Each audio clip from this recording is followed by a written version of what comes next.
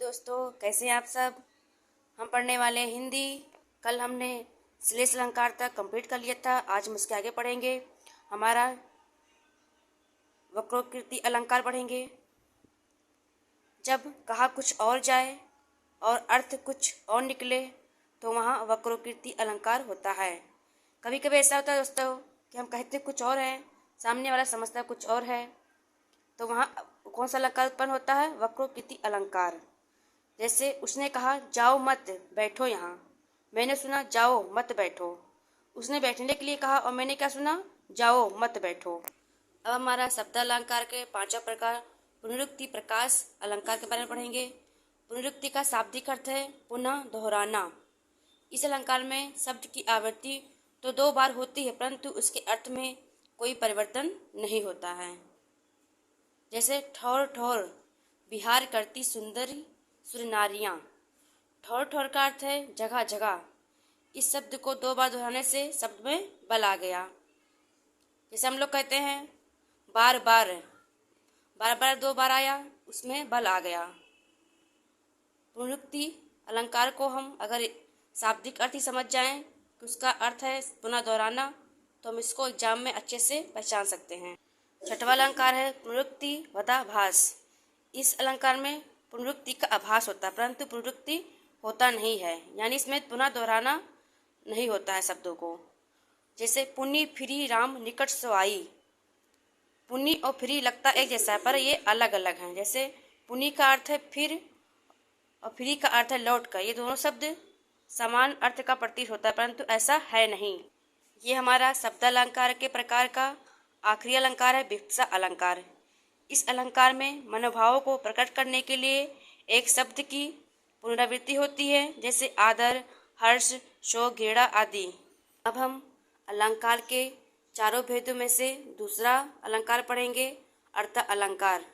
जहाँ पर अर्थ के कारण किसी काव्य के सौंदर्य में वृद्धि होती है, वहाँ कौन सा अलंकार होता है? वहाँ अर्थ अलंकार होता है।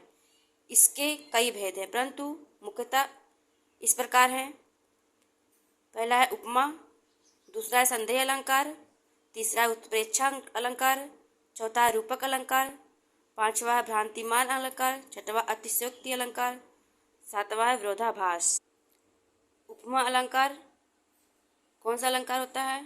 जब हम एक वस्तु की तुलना दूसरी वस्तु से करें तो वहाँ उपमा अलंकार होता है।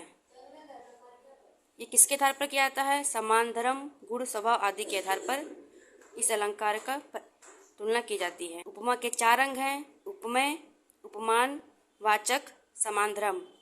उपमेय क्या होता है? जिसकी उपमा दी जाए। उपमान जिसमें उपमा की जाए। वाचक जिस शब्द से उपमा प्रकट की जाए। समान धर्म जिस गुण के लिए दी जाए। उपमा अलंकार को हम उदाहरण से समझते हैं। जैसे सीता का मुख चंद्रमा के समान सुंदर है। सीता का मुख क्या हुआ? उपमेय। चंद्रमा कौन सा हुआ? उपमान। समान वाचक हो गया और सुंदर समान धर्म। सीता का मुख चंद्रमा के समान सुंदर है, जिसमें उपमेय, उपमान, वाचक, समान धर्म चारों अंग हैं। हमारा कौन सा अलंकार है? संदेह अलंकार। जब उपमेय में उपमान का संदेह होना तो वहाँ कौन सा अलंकार होगा? संदेह अलंकार। जब किसी वस्तु को देखकर अन्य वस्तु का संशय उत्पन्न हो जाए तो वहाँ संदेह अलंकार होता है। अब जैसे एक एग्जाम्पल ले रही हूँ जिसके बारे में आप लोग बचपन से ही पढ़ते आ रहे होंगे, एकेडमी में भी।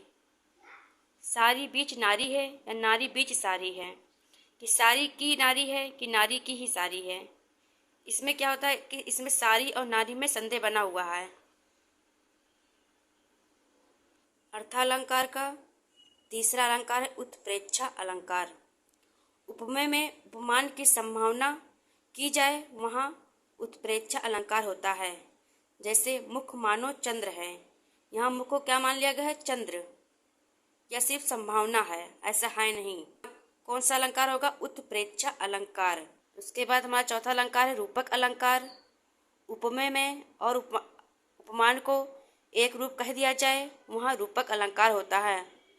जहाँ कहीं भी उपमेय और उपमान को एक रूप कह दिया जाए वहाँ रूपक अलंकार होता है। जैसे पायो जी मैंने राम रतन धन पायो, यहाँ राम रतन को ही धन कहा गया है। इस वाक्यांश में राम रतन को धन कहा गया है।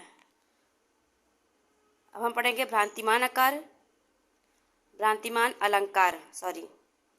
जहाँ समानता के कारण एक वस्तु में किसी दूसरी वस्तु का भ्रम हो, वहाँ भ्रांतिमान अलंकार होता है। कभी कभी ऐसा होता है कि हम किसी रस्सी को लटकता देखते हैं तो हम उसे साफ समझ लेते हैं, ऐसा होता है कि नहीं? तो वहाँ पर कौन सा अलंकार उत्पन्न होता है? भ्रांतिमान। जैसे हम एग्जाम्पल समझते हैं, मुन्ना तब मम्मी के सर पर देख देख दो चोटी, भाग उठा भय मान कर सरपन सापन लोटी। मुन्ना क्या समझा? मम्मी के सर पर चोटी को सांप समझकर भाग गया। तो वहाँ कौन सा अलंकार हुआ? भ्रांतिमान। अब हम पढ़ेंगे अतिशयोक्ति अलंकार। जहाँ किसी विषय वस्तु को बढ़ा चढ़ा कर वर्णन किया जाए, वहाँ कौन सा अलंकार होगा? अतिशयोक्ति अलंकार। जब किसी बात को बढ़ा चढ़ाकर बताया जाए तो वहाँ उस अलंकार कौन सा अलंकार होता है? अतिशयोक्ति अलंकार। जैसे कहा गया, हनुमान की पूंछ में लगन न पाई आग, सारी लंका जल गई गए निशाचर भाग। इस पंक्ति में हनुमान की पूंछ में आग लगने के पहले ही सारी लंका का जलना और राक्षसों के भागने का बढ़ा चढ़ाकर वर्णन किया गया। ऐसा बहुत लोग करते हैं कि वो बातों को बढ़ा चढ़ाकर बताते हैं, तो हम क्या कहते हैं? तुम तो अति कर दिए। तो इसी प्रकार बढ़ा चढ़ाकर वर्णन करना कौन सा अलंकार होगा? अतिशयोक्ति अलंकार। हमारा अर्थालंकार का आखिरी अलंकार है विरोधाभास अलंकार। जहाँ वास्तविक विरोध न होने पर भी विरोध का आभास होता है, वहाँ विरोधाभास अलंकार होता है। जैसे मीठी लगे अखियाँ लुनाई, यानी उनके मुख की मधुरता का कैसे वर्णन करूं, क्योंकि उनके तो आंसू भी मीठे लगते हैं। इसमें विरोध का आभास होता है पर विरोध नहीं हुआ है, इसलिए यहाँ कौन सा अलंकार होता है? विरोधाभास अलंकार उत्पन्न होता है। हमारा अलंकार के प्रकारों में से तीसरा अलंकार है उभय अलंकार। जो शब्द और अर्थ दोनों पर आधारित रहकर दोनों को चमत्कारी करते हैं, वहाँ उभय अलंकार होता है। जैसे कजरारी अखियन में कजरारी न लखाए, इसमें शब्द और अर्थ दोनों हैं। उभय अलंकार दो प्रकार के होते हैं। पहला है संसृष्टि अलंकार, दूसरा है संकर अलंकार। हमारा अलंकार के भेद के चारों भेदों में से आखिरी अलंकार है पाश्चात अलंकार। इस अलंकार को आधुनिक अलंकार भी कहते हैं।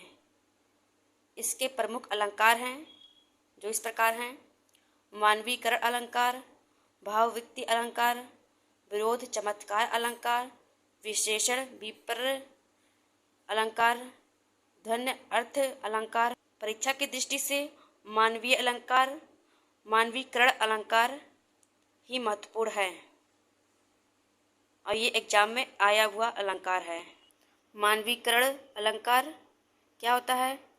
जहाँ प्राकृतिक वस्तुओं जैसे पेड़ पौधों बादल आदि में मानवीय भावनाओं का वर्णन हो या निर्जीव वस्तुओं को सजीव के रूप में चित्रित किया गया हो, वहाँ मानवीय अलंकार होता है।